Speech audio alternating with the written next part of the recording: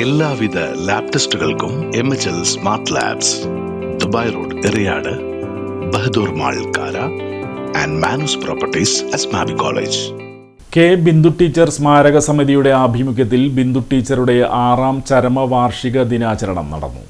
K Bindu teacher സ്മാരക സമിതിയുടെ 5ാം വാർഷികവും 6ാം ചരമവാർഷിക ആചരണവും government LPS BHSൽ നടന്നു. PF ആന്റണി സ്വാഗതം ആശംസിച്ച യോഗത്തിൽ MS ലൗലി റിപ്പോർട്ട് അവതരിപ്പിച്ചു. NV ഉണ്ണികൃഷ്ണന്റെ അധ്യക്ഷതയിൽ doctor TA Sulekha Bindu teacher അനുസ്മരണം നടത്തി. വളരെ ടൈറ്റ് ആയിട്ടുള്ള ഷെഡ്യൂളായിരിക്കും. ഒരു ദിവസം ഒരുപാട് പീരീഡുകൾ ഉണ്ടാവും. ആ പീരീഡുകളിൽ നിന്ന് കിട്ടുന്ന ഇടവേളകൾ, ആ ഇടവേളകൾ ഇത്തരത്തിൽ മത്സരത്തിനായി തയ്യാറെടുക്കുന്ന കുട്ടികൾക്ക് വേണ്ടി മാറ്റിവെക്കുമായിരുന്നു.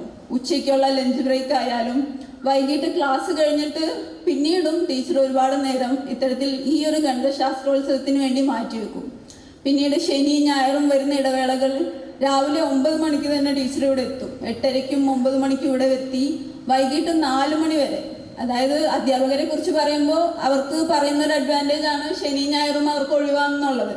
പക്ഷേ ടീച്ചർക്ക് അങ്ങനെ കിട്ടുന്ന ഒഴിവുകളും മാറ്റി വെച്ചുകൊണ്ട് ടീച്ചർ ഇവിടെ വന്ന് അത്തരത്തിൽ മത്സരത്തിന് തയ്യാറെടുക്കുന്ന കുട്ടികളെ മുന്നോട്ട് കൊണ്ടുവരാൻ ശ്രമിക്കുമായിരുന്നു. അനുസ്മരണ യോഗം AEO P മൊയ്തീൻകുട്ടി ഉദ്ഘാടനം ചെയ്തു. പ്രഭാഷണം ഞാൻ മുമ്പും കേട്ടിട്ടുണ്ട്. പ്രഭാഷണം എന്ന് ഞാൻ പറയുന്നത് ഉള്ളിൽ നിന്ന് ഒഴുകി വരുന്ന ജീവിതാനുഭവങ്ങളുടെ അവതരണമായിട്ടാണ് എനിക്കത് തോന്നിയിട്ടുള്ളത്. തൻ്റെ വ്യക്തി ജീവിതത്തിലൂടെയാണ് അവര് താൻ കടന്നു വന്ന വഴിയിൽ തനിക്ക് ആത്മബലം നൽകിക്കൊണ്ട് കൂടെ നിന്ന ഒരു അധ്യാപികയെ ഓർത്തത്. അധ്യാപകനായിട്ടുള്ള എന്നെ സംബന്ധിച്ചിടത്തോളം എനിക്കറിയാം, നമ്മുടെ മുന്നിലൂടെ കടന്നുപോയിട്ടുള്ള ഒരുപാട് കുട്ടികളുണ്ട്.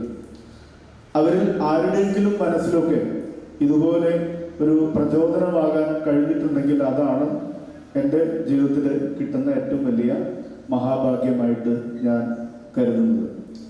ഇതുപോലെ സഹായം ആവശ്യമുള്ള കുട്ടികൾ നമ്മളുടെ ഇടയിലൊക്കെ ഉണ്ട്. ഒരു ചെറിയ കൈത്താങ്ങ്, അതുപോലെ തന്നെ വാക്കുകൊണ്ടോ പ്രവൃത്തി കൊണ്ടോ സാമ്പത്തികമായിട്ടുള്ള ചെറിയ ഒരു പിന്തുണ അവർക്ക് കൊടുത്തു കഴിഞ്ഞാൽ അവരെ നമുക്ക് മികച്ച ഒരു പ്രതിഭയായിട്ട് ഭാവിയിൽ ഒരു നല്ല വ്യക്തിത്വത്തിൻ്റെ നല്ലൊരു സ്ഥാനത്തിൻ്റെ ഉടമയാക്കി മാറ്റിയെടുക്കാനായിട്ട് കഴിയും എന്ന് സ്വന്തം അനുഭവത്തിലൂടെ. ബക്കർ മേത്തല അവാർഡ് സമർപ്പണം നടത്തി.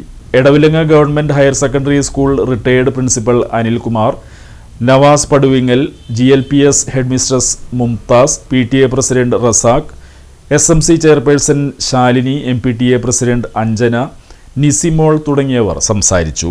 കൊടുങ്ങല്ലൂർ സെൻട്രോ മാളിൽ ഫൺ പാലസ് ഗെയിം സോൺ പ്രവർത്തനം ആരംഭിച്ചു.